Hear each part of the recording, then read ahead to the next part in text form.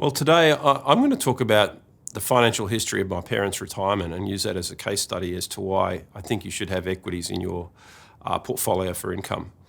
My parents retired in 1980, and this chart that we have here highlights the amount of income you could have got from the two main asset classes that they could invest in: cash at bank or equities.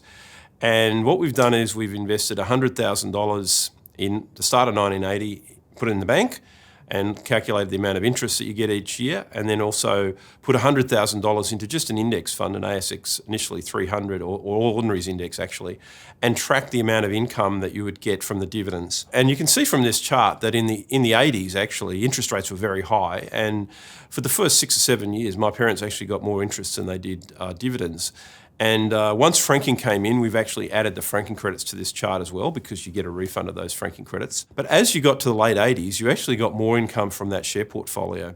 Now, we've done this chart in an interesting way. We've assumed that because my parents were retired, that they lived off the income from those shares. So we haven't reinvested any money. So normally you often see an accumulated chart of an equity market, and it accumulates to a very high amount. But if you're retired, you actually, you've invested and you're living off that income. So we haven't reinvested any of the dividends. My parents spent them. They went on trips if they got some good dividends. They went overseas at times, etc.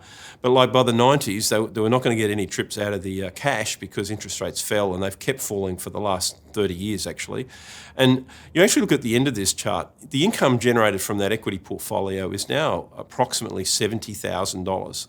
Sure, it fell about 30% in 2020, which is the year of the pandemic, but it actually rebounded strongly the next year. And this is one reason you invest in equities, because equities tend to grow over time, profits grow and dividends grow. And even if you didn't reinvest any money, you've actually got an increasing dividend stream over time, but there are some ups and downs. So dividends did fall during the recession we had to have in the early 90s.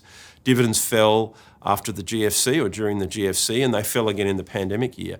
But they have continued to grow outside of that period. And so, my parents were much better off having invested in the share market than living off the interest from a bank account with the same initial investment.